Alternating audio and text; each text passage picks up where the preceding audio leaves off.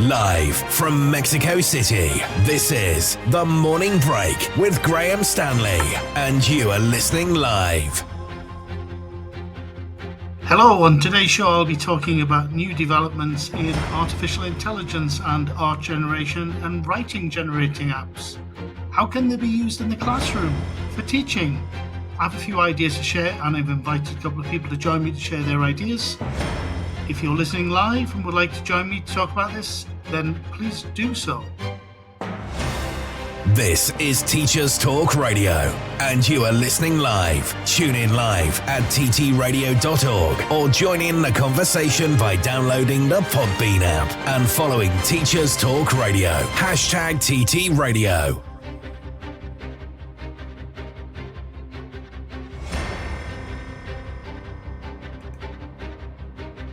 Welcome to the morning break, everyone. I'm Graham, speaking to you live from Mexico City, and today I'll be talking about AI, artificial intelligence, and some of the new apps that can allow you to create original art and text. We focused in a previous show on artificial intelligence before, but on today's show I'd like to explore more specifically about how this software can be used in the classroom. So I can talk a little bit about my ideas for classroom activities for various subjects, including English language teaching, as it's what I do, but also potential ideas for other subjects, including English literature and art, of course. And I'll talk a little bit more about education and AI in general if we have time to. As I said in the introduction, I've asked a couple of people to join me today, and I can see Josh Underwood is in the studio. Hi, Josh. I'll invite you to speak in a little bit after the news. And if you are listening on live and would like to join, then please do so. You can do so by downloading the Podbean app on your phone, or you can join through the computer browser at www.podbean.com. Find the show on Podbean by looking for Teachers Talk Radio and click directly on the Listen Live button from ttradio.org. That's another way of doing it. Okay, so hopefully I can speak to Josh about this in a little while, and anyone else who wants to join me, more than welcome. But first of all, though, of course, let's go to the Teachers Talk Radio news. This show is brought to you in partnership with John Catt Educational, a leading publisher of books, directories, educational guides and magazines specifically aimed at forward-thinking schools in the UK and beyond. Have you checked out their latest releases? Don't miss out! Visit johncattbookshop.com to explore their full range of titles and advance your own professional development today. Happy reading!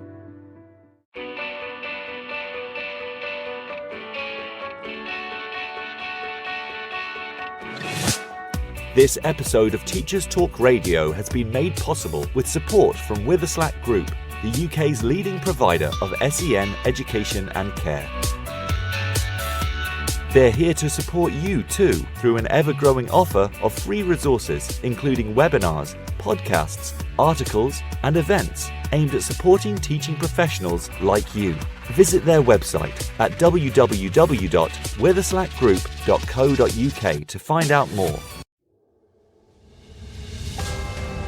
This is Teachers Talk Radio, and this is Teachers Talk Radio News.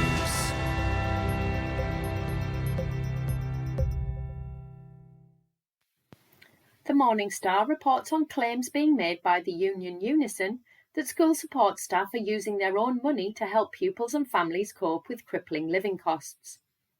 A survey of more than 6,000 workers, including teaching assistants, caterers, cleaners and librarians, reveals that many are helping students buy food, uniform items, shoes and stationery. The findings were published to coincide with the union's annual celebration of school support staff, known as Stars in Our Schools. The survey also indicates that 98% of those questioned are concerned that their own pay is not enough to cover the spiralling cost of living. 1 in 8 workers say they have used food banks within the last year, and 27% have taken second or even third jobs to help make ends meet. 50% of those polled also said they were actively seeking other jobs in order to achieve higher pay. In Scotland, the EIS union has announced 16 more strike days planned for next year, as it continues to put pressure on the Scottish Government to increase pay. The action will take place over 16 consecutive days in January and February, with teachers in 2 local authorities walking out each day. The first day of strike action was held on Thursday the 24th of November. A further national strike day is planned for the 10th of January for primary, special and early years establishments and the 11th of January for secondary schools. Unions stated that further action was required because of a lack of willingness to negotiate by government. In related news, an estimated 70,000 university workers embarked on strike action over pay and working conditions. Those striking included researchers, academics and administrators, as well as caterers, cleaners and other support staff from Unison and Unite unions. The university and college unions say that staff are at breaking point due to poor pay, working conditions and job insecurity.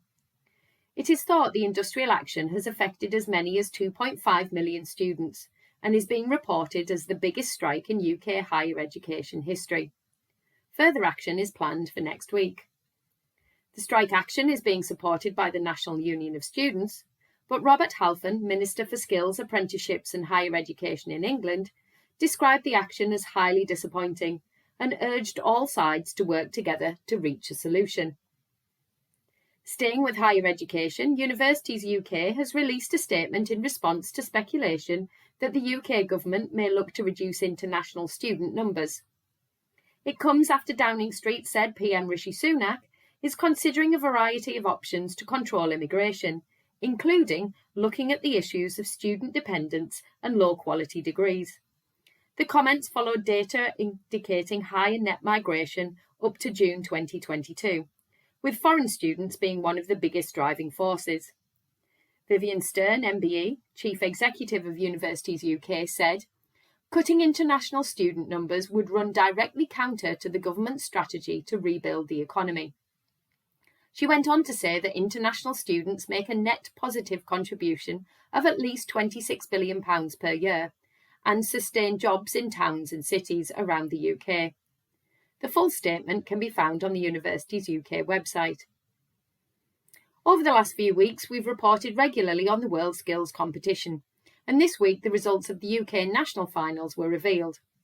FE Week carries full details of the story, but the results were broadcast from Channel 4's Steph's Packed Lunch studio. Steph McGovern announced over 200 bronze, silver and gold medal winners across 63 categories. In total, 217 young people were recognised, up from 186 last year. The competition highlights the vital role of colleges and organisations offering apprenticeships in growing a high-value skills economy, as well as supporting young people to achieve excellence in their chosen field. This has been your Teachers Talk Radio News with Joe Fox. This is 2 Minute Tech with Steve Woods, your tech briefing on Teachers Talk Radio. Hello, it's the longest, darkest term. It's cold, it's wet.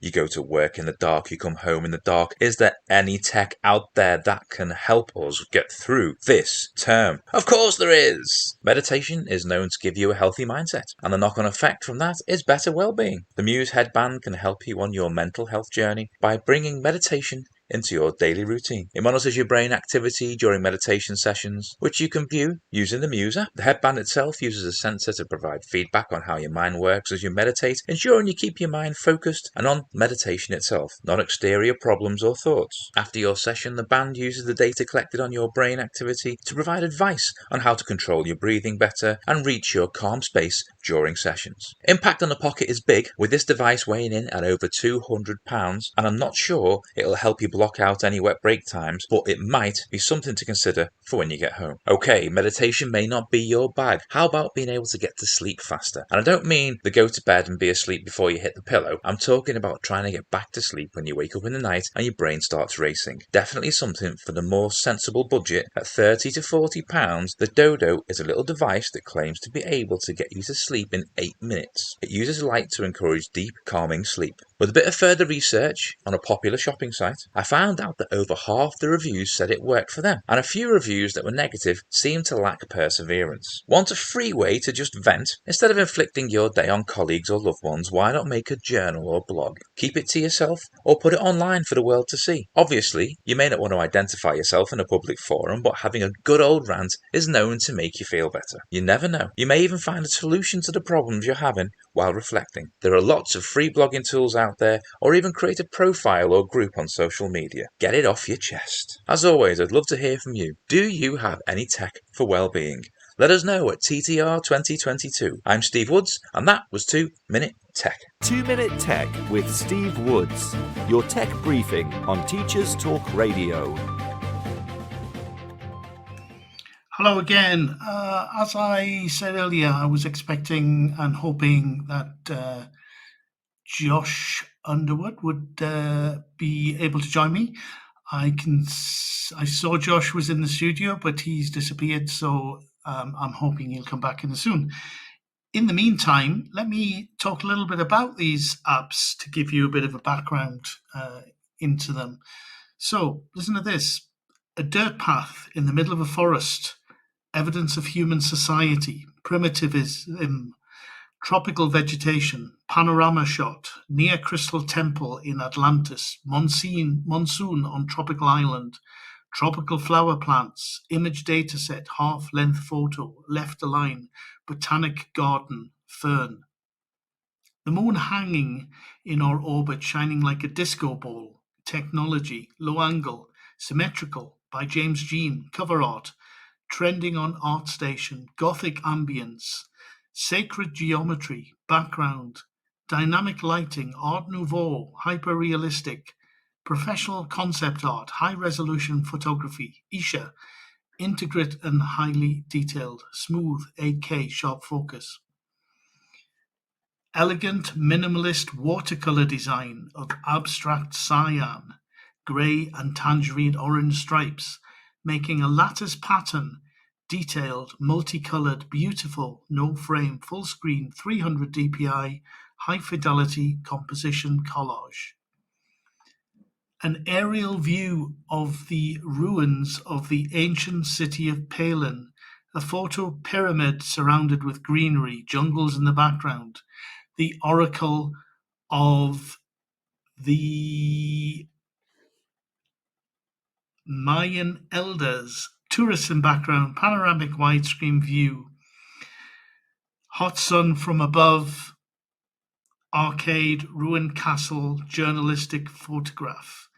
What do all these have in common? Well, they're all prompts typed into the interface of an AI art program called Midjourney. Now, Midjourney describes itself as an independent research lab exploring new mediums of thought and expanding the imaginative powers of the human species. The small, self-funded team is focused on design, human infrastructure, and AI. Like many others, I've recently become fascinated by AI art generation apps at the moment. I've just seen Josh is in the studio again, so I'm sending you an invite, Josh. Hopefully you'll be able to connect. Josh, can you hear me? Are you there? I can hear you. I don't know whether you can hear me. Yes, we can hear you. How are you, Josh? Yeah, I'm good, thank you. I'm very interested in speaking with you about this topic. Yes, well, thank you very much for joining me. It's been a while since we've spoken. Perhaps you can start by just letting everybody know who you are and where you are. Yeah, I'm Josh, and I'm based in northern Spain, in Bilbao, in the Basque Country, in fact. And I'm a teacher and a teacher trainer, teaching English as a foreign language and teaching or training teachers on how to use digital technologies to within their teaching, to integrate those in their teaching. So a language teacher, an English language teacher, with an interest in artificial intelligence. Yes, and I remember some years ago now, but you had a fascinating poster, and we had a chat about AI assistants such as the Google app and Alexa, etc. and are you still using those with your students? Well, I'm still very interested in the potential for the use of artificial intelligence in language teaching and learning. Not necessarily using those particular assistants for various reasons, but I have a background as well in educational technology design and research, and used to work in a university on innovation projects with artificial intelligence for learning or for education. So yes, I mean, I think what really attracted me to your post about talking about AI for creativity is that very much of the kind of things that I like to try and do in class, that I find that think that can inspire and enthuse and motivate students, are creative tasks. And I see a lot of potential from AI-driven creativity to motivate language use and to enable people to be creative in ways that might otherwise be difficult for them. I mean, I could talk about several examples of things that I do in class that play to that use technology to. Yeah. If you want to give some examples of what you do in class, that would be really interesting, I think. So I think that, for example, starting from my own motivations, I would love to be able to create music, for example, but I'm not musically talented. But very often in class with students, we might be asking them to listen to music and understand the lyrics of music. That can be very engaging, and maybe move towards helping them to create their own lyrics or verses or music. And of course, that requires creative skills and talents that many students might not immediately have. But tools online for creating music, AI to create music, not particularly good ones, have existed for a long time, where you can type in some lyrics and it will create some music to go behind that, and use a text-to-speech or some other tool to create something song-like. I find that can work very, very well for motivating students to produce language. So my key concern as a language teacher is to motivate students to try to produce language, to express themselves, and to see what they can create and what effects on the world they can create with that. So once you have tools like the ones that are beginning to be available now that can create images or video or small film clips from spoken or written linguistic descriptions, you enable students to play with language and create things that would otherwise be very, very difficult to create for many of them in satisfying ways. So you can motivate them to use language to be creative in different media, not just linguistically, and experiment with words and what that can do for them. I'm not sure whether I'm giving enough context to make it clear why I'm so interested. I think so. It's fascinating. What are there any the apps that you've mentioned, or the software that you've mentioned, websites that allow lyric generation and music generation that you've played with? Have you got any examples of the ones that work well? Well, interestingly, I think that some of them don't work particularly well, but that doesn't actually matter in some senses, in as much as, for me as a language teacher, I've already inspired the students to create and start playing with language. I say that some of them don't work well. I mean, I'm trying to remember of specific ones that are around, but any search for a music generator or AI generated music from lyrics, rather than the ones that create lyrics for you, which I'm less interested in, and I'll explain why in a second. The ones that create music to go with that, or that will sing lyrics. So you can even use not AI like, well, kind of minimally AI like tools that people will be familiar with, like Voki, which will speak a text for you with an animated character. So that's the kind of thing that I'm talking about, in as much as if I create a text as a student or a verse for a song and put it in Voki, I'm saying Voki as if I'm assuming you, Graham, will know what that is, but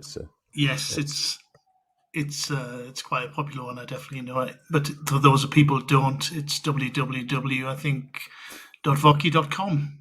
VOKI.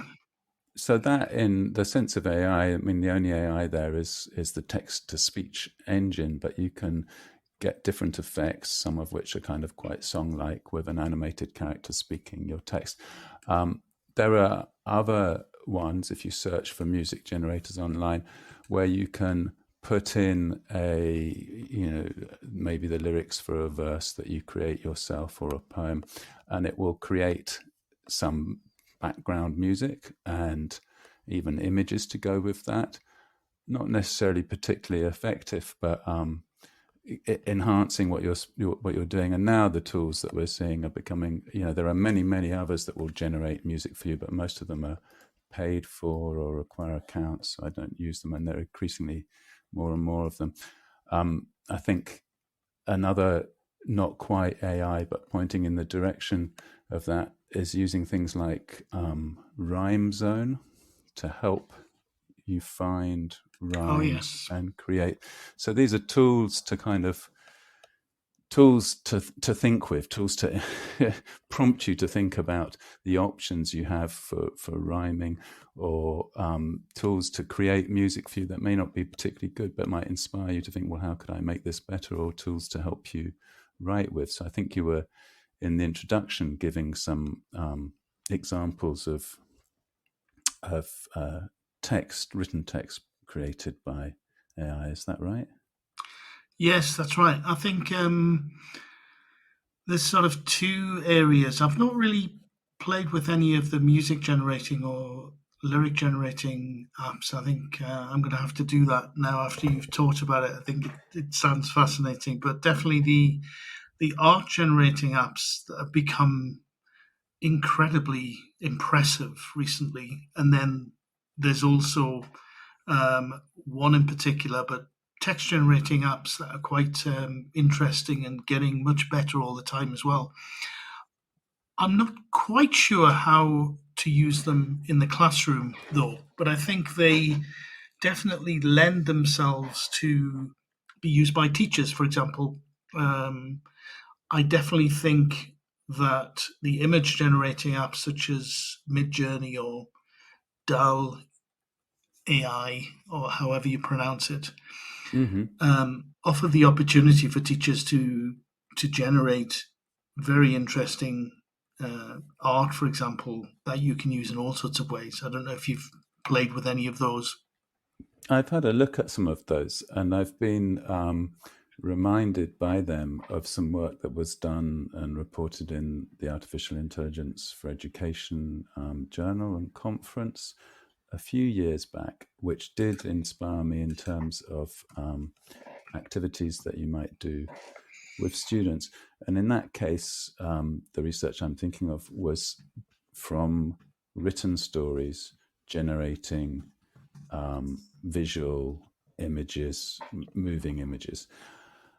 So that kind of leads to, you're saying you've seen creating pictures as something that teachers might use, I don't know, to support their explanations perhaps. But I see that in the same way as I was talking about challenging students to create a piece of music which is beyond their musical ability through language. Okay, so challenge them to create a beautiful image, but rather than through drawing and through their artistic creativity, to use language to do that, to see what it creates, and after they're not satisfied with what it creates, to experiment with different language to do the same thing. So enabling a kind of creativity that might be difficult, in this case a kind of artistic or the visual storytelling creativity, through using language that you're trying to encourage them to speak or write. So motivating students to write stories or speak stories in order to create audiovisual media, for example. Does that make sense to you? Definitely. I think that is a great use of these art generating apps. I think one of the things that is very interesting as a language teacher, as you've just mentioned, is the idea that if you don't have much or any artistic ability, as in being able to draw or paint, one of the things that these AI generating apps allow you to do is actually use words to create pictures, images, and you get very different effects depending on the kind of level of detail that you are able to use to create those. So this text to image software, I think, is fascinating. And the reason why I say it's interesting for teachers to use because it's stimulating for the students, for example, to see images and then being able to quite surreal images, and being able to reflect on those, to be able to use them as writing prompts, etc. But of course, if, as you say, the idea of students actually using those, putting in their own prompts to create images themselves, is just as useful. It's just, I think there's a kind of limited amount of that students can do. There are a number of AI image generation software available that is free, but a lot of it now is limited to what you can do, or you have to pay to access a lot of it, I think. Sure. And I'm thinking that this is,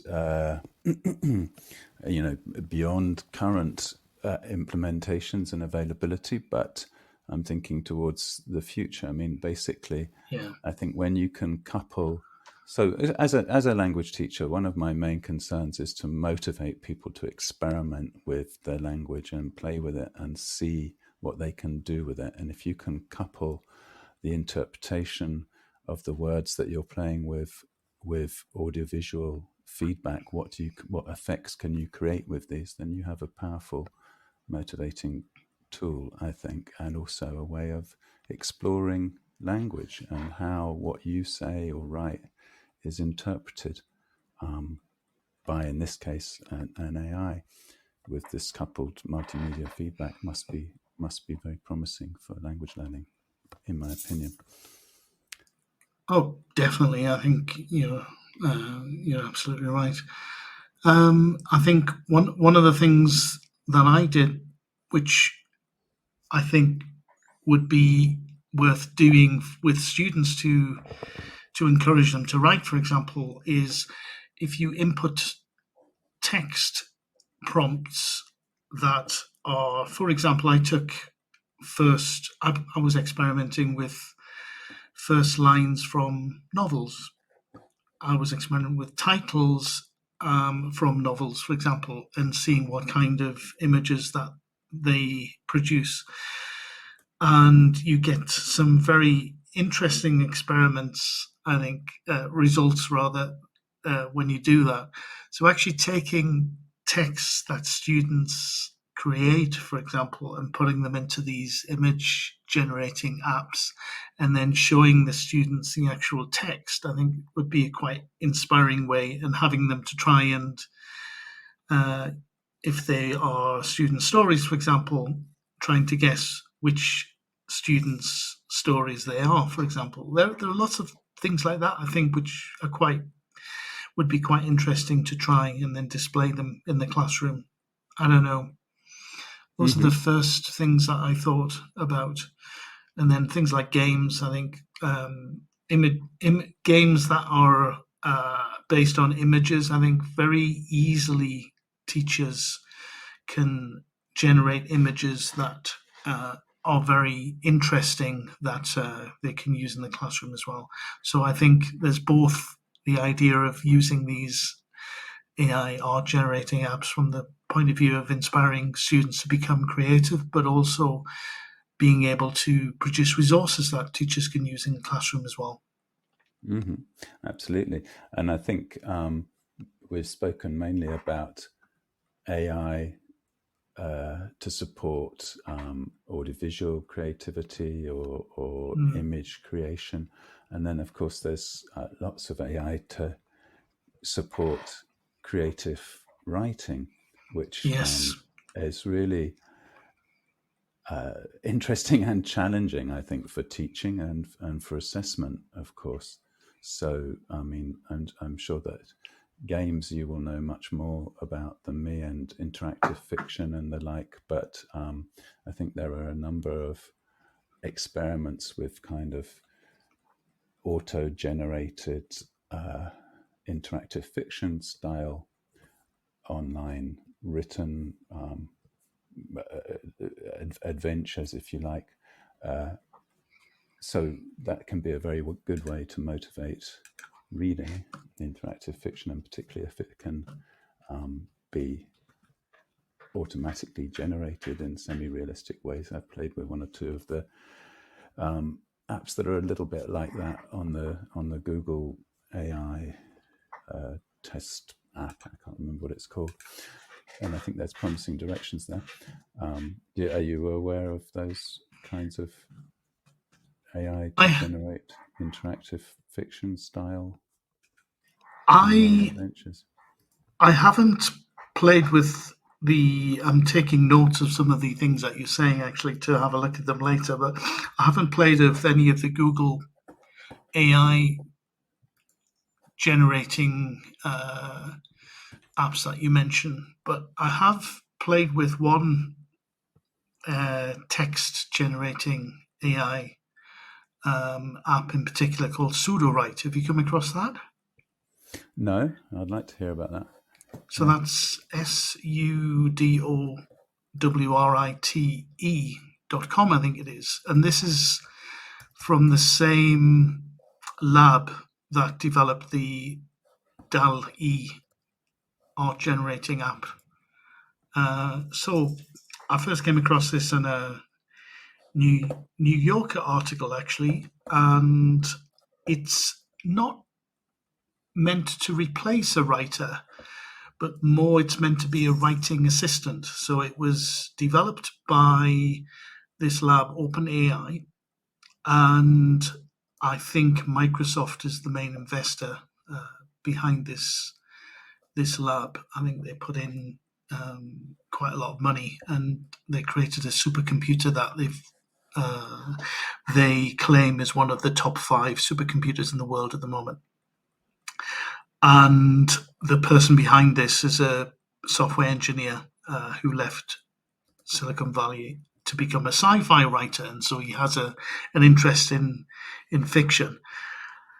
And I think the idea is that this is supposed to be a writing assistant. So in other words, you start with a text, so you have a text that you've written, but you can also just as easily put in a text from someone else, and then you can ask the AI to continue the text in the same style. So the AI text app Pseudowrite will analyze the text and decide what kind of text it is and try to continue it in the same style, which is fascinating.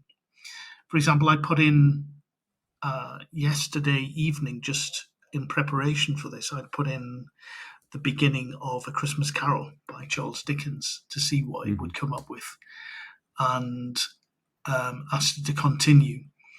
And the results are amazing. It definitely understands a little bit about the characters. So in other words, the first part of A Christmas Carol starts with Marley and mentions Scrooge, and it gets what kind of character Marley is and starts to imagine. But some of the actual texts it comes up with are hilarious, and what it does is kind of gives you examples of how to continue writing or how to supplement the text with examples of what you can see, what you can hear, what you can smell, etc. It's amazing. It's really quite interesting. Right, and I think that sort of sounds a bit like.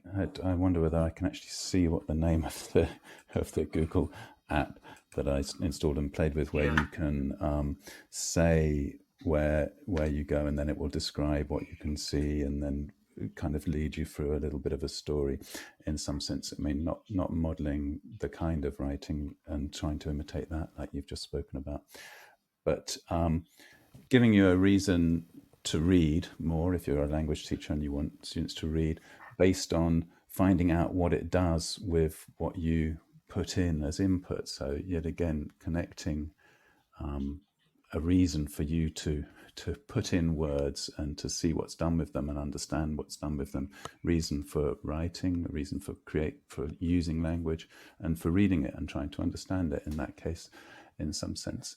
And I've played with one or two artificial text generating tools and been very impressed by what they can produce. And it obviously makes you think about, as a language teacher,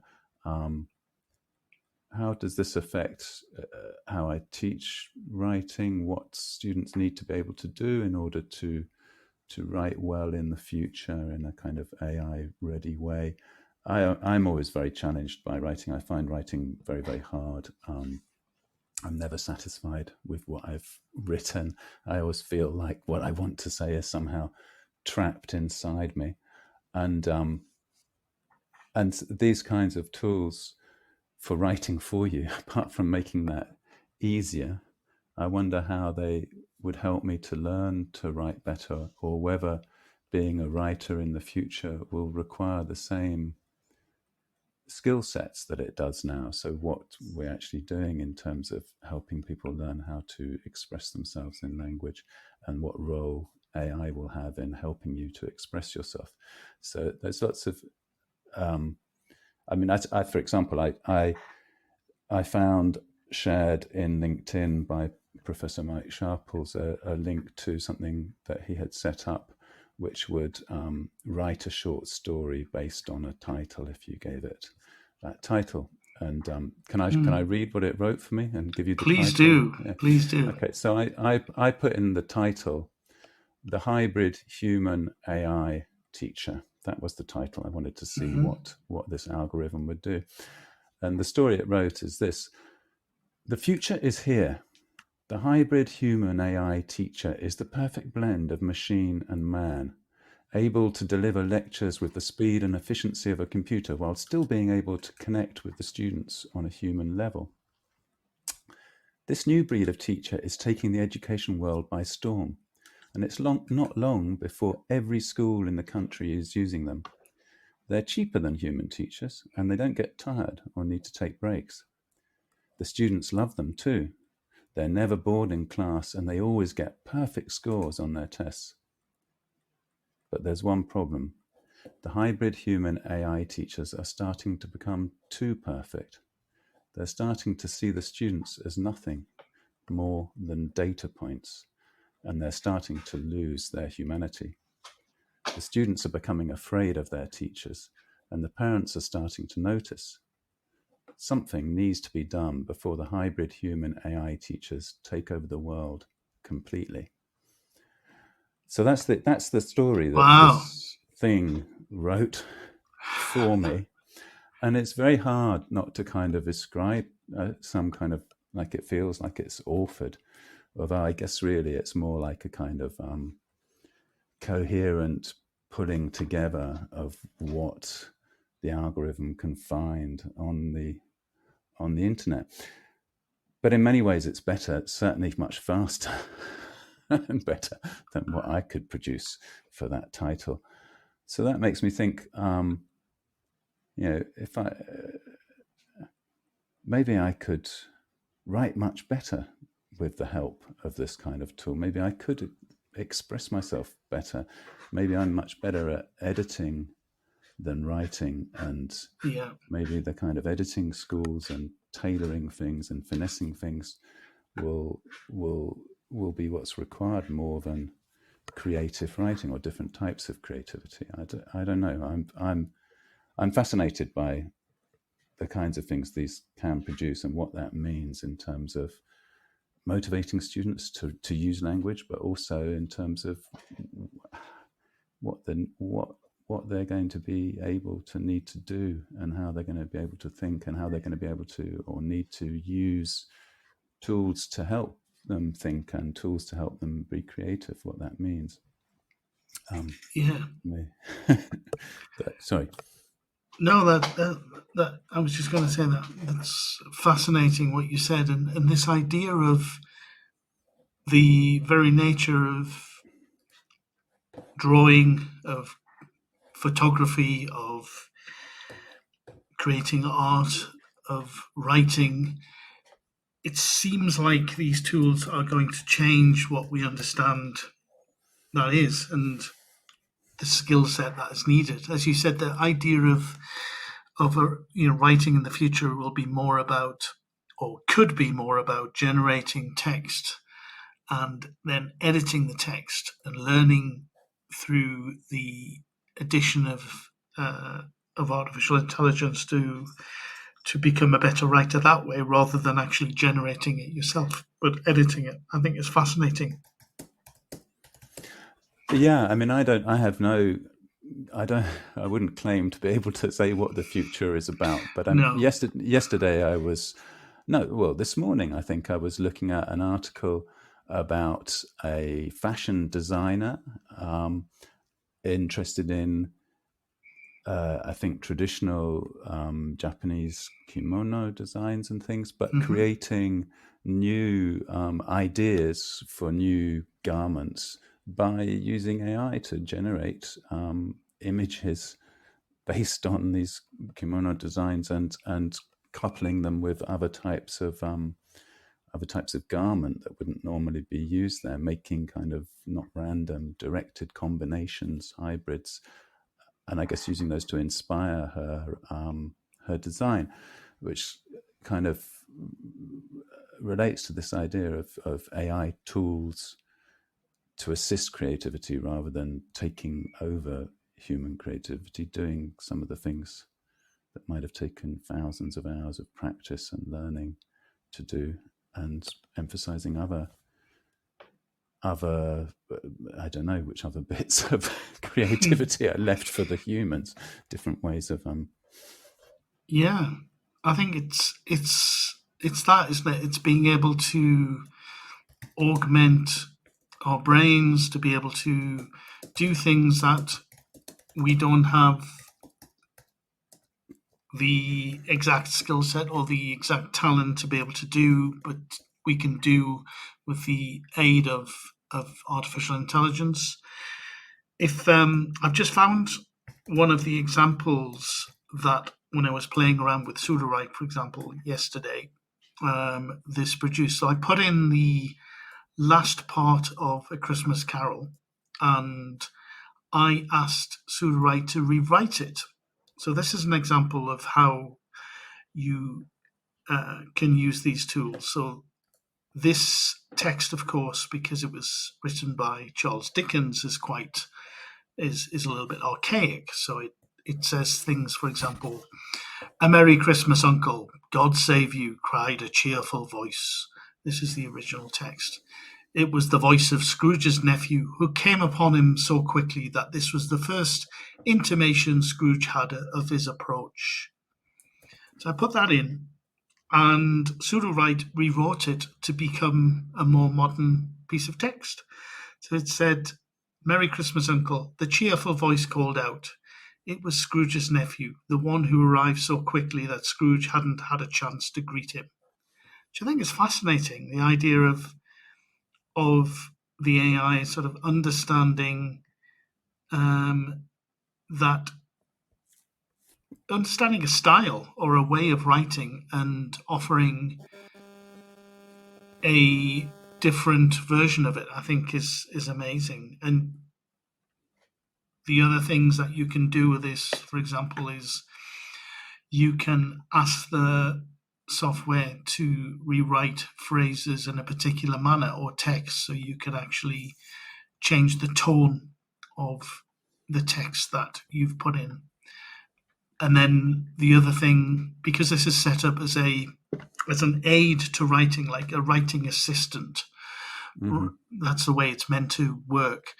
It will actually critique your writing, and it will give you 3 auto critiques, so 3 different perspectives of the writing. So Pseudowrite critiquing Dickens, for example, said, here's one of them. It said, overall, I liked the story. My favourite part was the old man. He was so gruff, so hard. But I think there are a few areas which merit further exploration. Number 1, the dialogue is not particularly strong, and it could be punchier. Number 2, the character of Scrooge is not particularly well drawn, and he comes across as one-dimensional. And number 3, the plot lacks tension and suspense, and it moves too slowly, which I think is amazing. I'm not sure many would agree with Pseudowrite about the critique of A Christmas Carol, but I think it's quite interesting to have that kind of feedback on a piece of writing automatically generated. Absolutely, and whether or not you agree with it, it prompts you to think about and reassess your writing, and that's very often what we're trying to do as teachers. Not necessarily tell students how to rewrite it, but get them to rethink aspects and decide. And then, in this case, you decide whether or not you agree with the AI algorithm. But you can imagine that kind of advice incorporated into next generation tools written for language learning, you must have seen Cambridge's Write and Improve, where you write and get automated feedback on the language level and suggestions of where there might be errors, but to incorporate within that not only highlighting of where there might be errors, but suggestions about how it might be rewritten in order to demonstrate a less commonly used vocabulary or higher level grammatical structures that are typically used at higher levels of language use. So not rewriting it for you, but suggesting amongst options, then you're giving the kind of feedback that teachers might give, and making it faster and more individualized in terms of getting feedback on writing that helps you develop it with respect to particular linguistic language criteria, as in demonstrating wider vocabulary or whatever it is, and at the same time exposing you to that through the suggestions that are made. Yes, it's amazing, I think, and it's even beyond the classroom. I think it's causing a lot of people, even now, and I imagine it's quite early days for this, to rethink what they are doing or rethink the way they've been doing things. I can think of 2 examples that I know of people who are not involved in education. One of them is a graphic designer who earns a living from generally creating book covers for self-published authors. And he has started, rather than using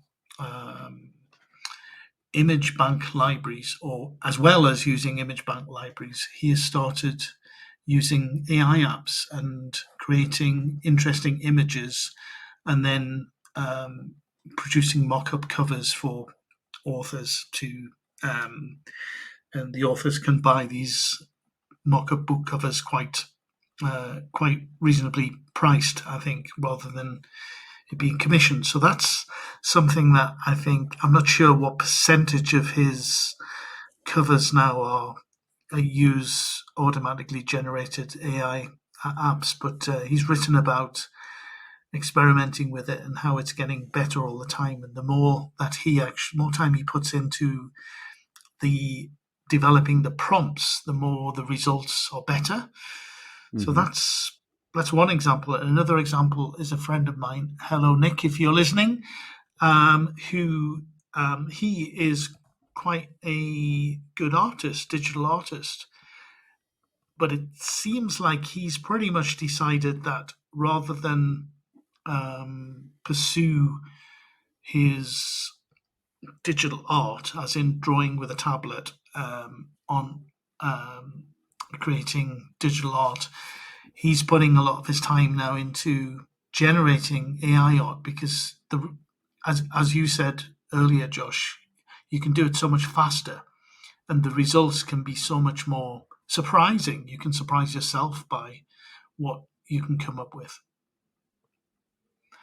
Don't know if you have any other examples of people you know or that have kind of started changing the way they do things because of these apps.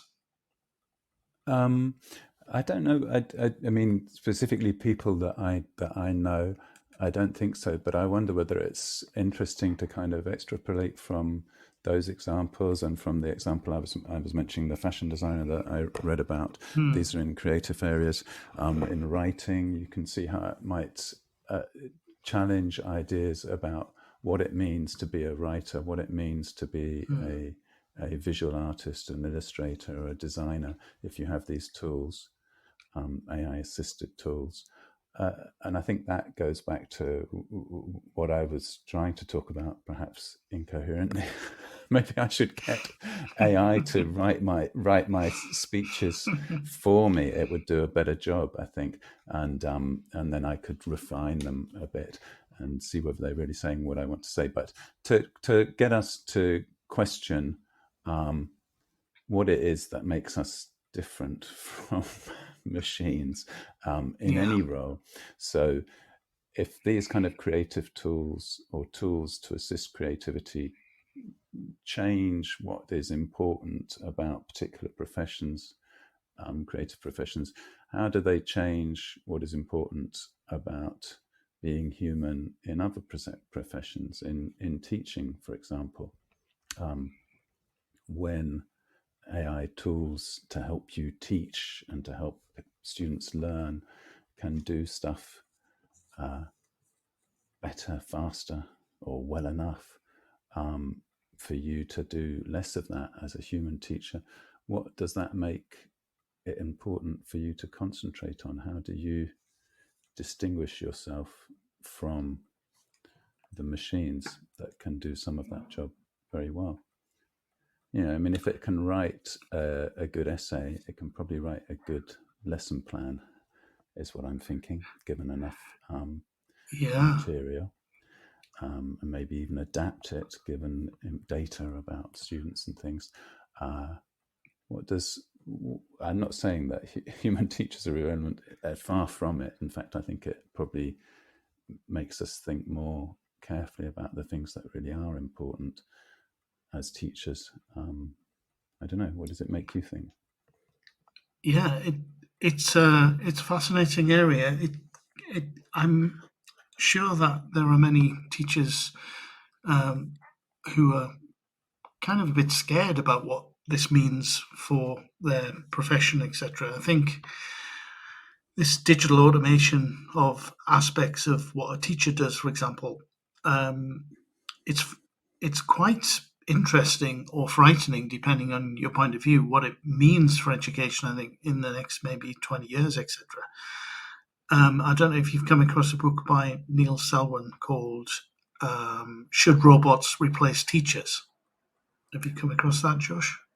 Certainly have heard about it, but it's on my to read and not read. I mean, I'm familiar with some of what Neil Selwyn says. What is your take-home message from that? Well, I haven't finished it. I've been dipping into it, but it's it's very interesting. I think one of the things he argues that that it's unlikely that teachers, for example, will be pushed aside by these intelligent systems, at least not anytime soon. Who knows about the further in the future? But definitely, it's clear that more and more teachers are going to be surrounded by software, by apps, and by other forms of artificial intelligence that will help us carry out various pedagogical tasks. And it's what we want to do with that and how we feel about that. And so I think we're in a situation now, which I think is definitely the case with AI in general, is that it's inevitable that it's going to change all of the way that we work, the way that we are, the way that we live. But we have an opportunity at the moment to affect how it changes to some extent, by what we, by having an opinion about it, by becoming, by trying to change it, etc. If we don't take interest, I think, in it and don't think about the potential, I think we will suddenly find ourselves that someone else will decide for us. So it's almost like he argues that it is something that we need to take an interest in and decide how we want to shape this. It's like AI and in general and ethics, etc.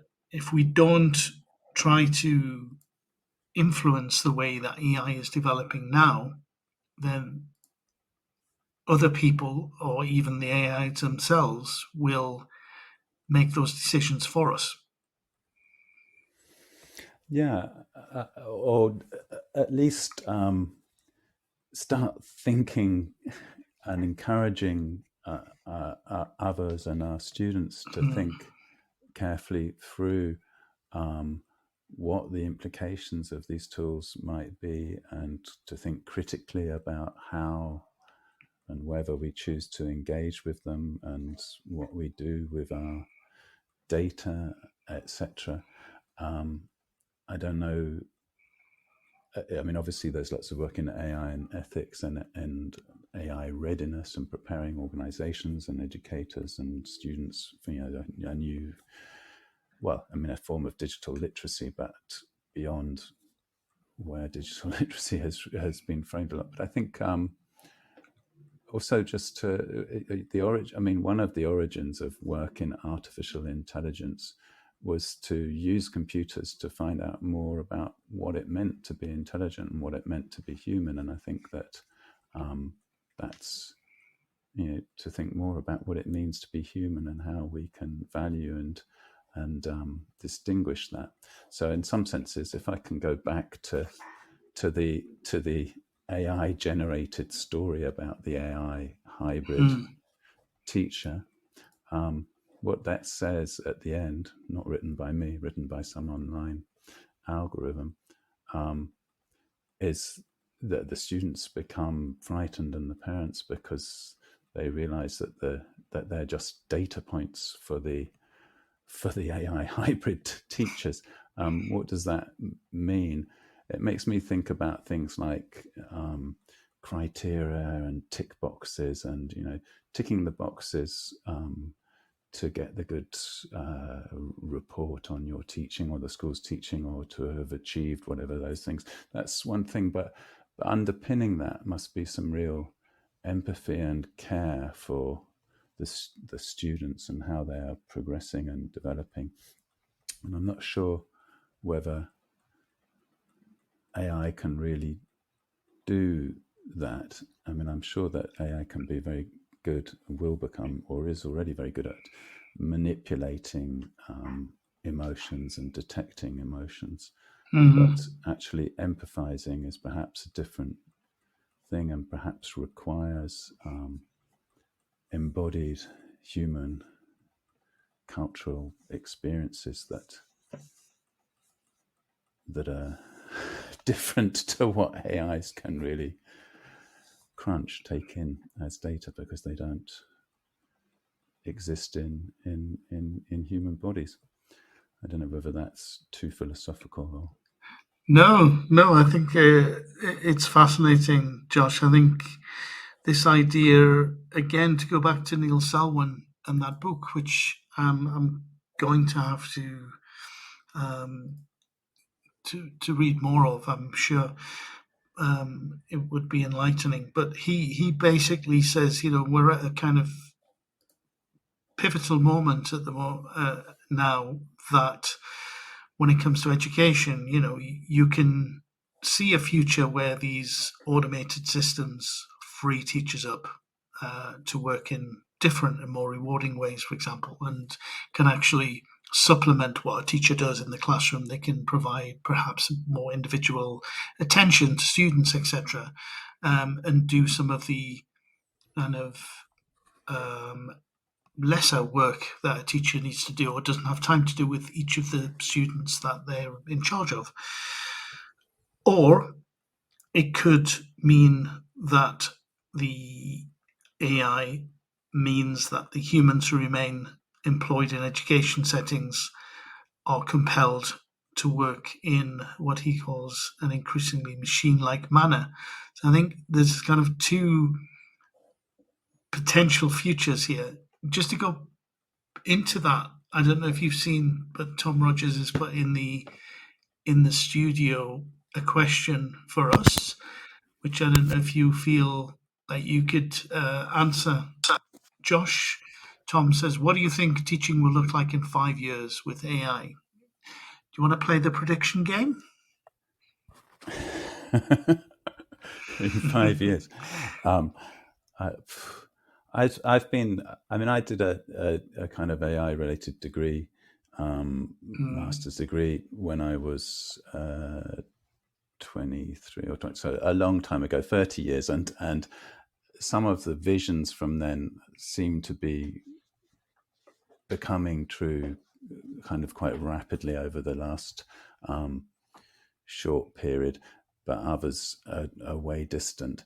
What do I think the classroom will be like in 5 years' time? I was in the classroom, I am in the classroom, and I was in the classroom about 20, 30 years ago as well. And in some ways I haven't seen massive differences. Interactive whiteboards kind of came and go, but projecting, engaging media was important. So I think close AI impacts within 5 years. I don't know. So everything is so constrained by other issues, like, and some of them are very important issues, like data protection and child protection and the physical architectures of the spaces that we work in, and whether they have enough plugs or not, and etc. So I'm not sure what I think could happen is much more voice interaction, and why I think that could happen or might happen is because potentially cheaper voice interaction, microphone does something, gets something done. You can do it while you get on with other things. You can move around the classroom and be speaking to students maybe while you tell the computer to put on a timer or dim the lights or show a video or whatever it is. So I can see possibilities for that. Whether they will actually come to fruition depends on the constraints around us. I don't know, what would you like classrooms to be like in 5 years' time? I would like them to be very easy for me and the students to move around in, and move rapidly and easily between using digital technology to enhance the learning and switching all the digital off and interacting in a human-to-human way. So I would like technology to facilitate smooth, easy transitions between individual and group work and whole class work.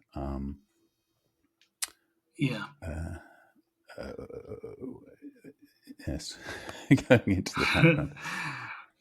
Yeah, I think I agree with you. I think the idea as well is being able to, as a teacher, what I think is very important is to be able to draw upon resources very quickly. We can do that to a certain extent, depending on how things change in the classroom or you think the students need, for example. So being able to perhaps use voice as you suggested in you're in the middle of a discussion and you think of an example section of video that would illustrate very well or would set the scene that you didn't plan, so you didn't think about it, and you just come to mind, and being able to sort of draw upon that from a library because you know you have access to it without too much faffing around. Perhaps just saying, Alexa, can you pull up the clip of the video of whatever it is, and being able to project that without having to worry about setting it up, etc., and just play a short section of it to put whatever you're thinking about in context. That kind of use of technology, I think, will probably come. Um, and it will definitely require a teacher to have a kind of, it will require the teacher's knowledge and sensitivity and experience to be able to draw upon what is necessary at that particular moment during the classroom to be able to do it. But at the moment, we don't have the ability to do that other than to sort of halt the class, to go to a browser, to search for something, to try and find it, to try and set it up. So you probably wouldn't do that in a classroom because you'd probably waste 10 minutes or so. Yeah, I think that's definitely the kind of thing that I'm thinking about, and I think that the comment, I've only just seen that I can see comments in the thing here. So the comment about, I think AI has great potential for teaching assistance, so students being able to ask FAQ style questions and get answers in their ear, etc. Absolutely. I had forgotten about kind of like maybe you've got a headphone in one an earbud in one ear that can whisper in some advice and on the fly, just in time prompts and things. And that reminds me of one of the things that I found interesting about teaching online during the pandemic, the fact that you can have students engaged in small group discussions in breakout rooms or whatever it is, and be able to, through personal individual chat, prompt students to participate, like, oh, perhaps you could ask so-and-so this question, or maybe try using this. It's the sort of thing you can't really do in live face-to-face classrooms because it's too intrusive and too obvious. But if you envisage the situation, which I think is being envisaged here in the chat, of a student having an earbud in and an AI listening in and suggesting you could try saying this, or you could ask so-and-so to do this, or prompting you to take action. I've always wanted to have a permanent, on my shoulder little assistant to remind me to do stuff, and I can see that could be great. I was thinking maybe closer to now, voice-driven, small-screen, interactive research devices, one per table for small groups, 4 or 5, to assist with online research that we often ask students to do, but without them getting engaged and actually tapping things in. So they have to take turns to ask for the information, help each other refine the questions, interpret what's being spoken back to them, particularly for language learning. Again, I'm interested here. But of course, at the same time, for these earbuds in students' ears or these devices on the desk, you would want for the teacher to be able to say, okay, turn off all devices, and all devices are dead. Let's all focus on speaking to each other now, or on the board for this, or listen to me, or whatever. So incorporating ways to control that, or for the teacher to be able to control those devices and students' interaction with them. Which is not to say that I think students, one of the things we need to help students with a lot is self-regulation and using the devices and technologies that are available to them in ways that actually help them and don't distract them when they need to, and in thinking about their use critically. But I think for the moment, we need also to be able to turn everything off at will and back on at will reliably. Good comment, though, and very, very interesting comment in the chat. Yeah, I completely agree, Josh.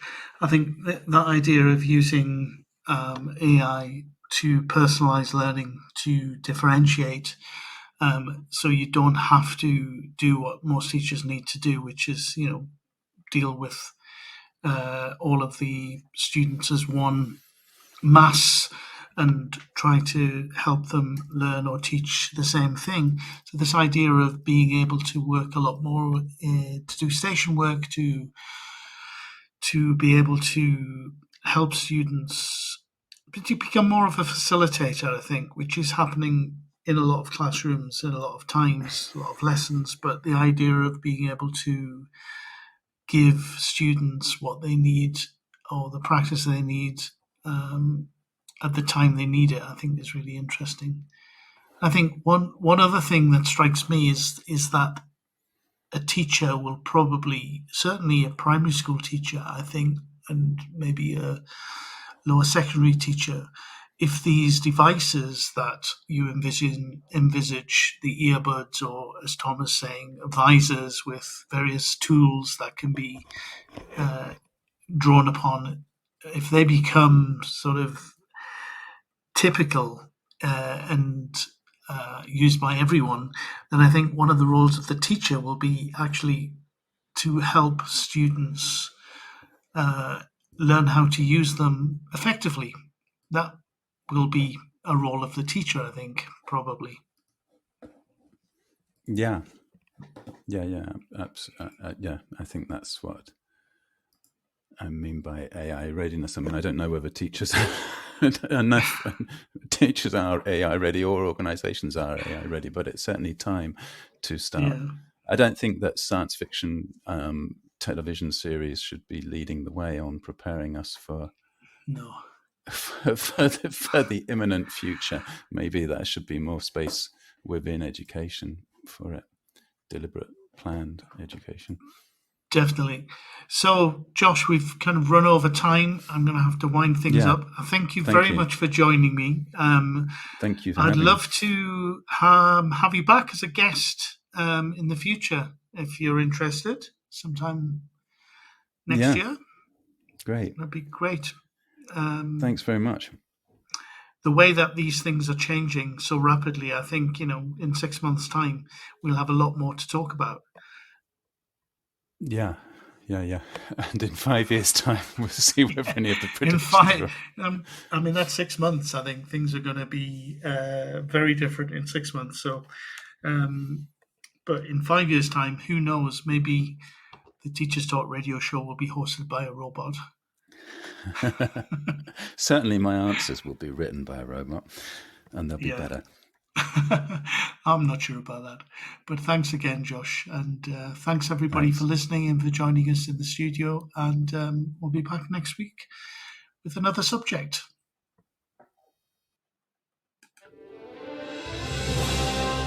You've been listening to Teachers Talk Radio. Tune in live and listen back at ttradio.org. We look forward to hearing from you next time on Teachers Talk Radio.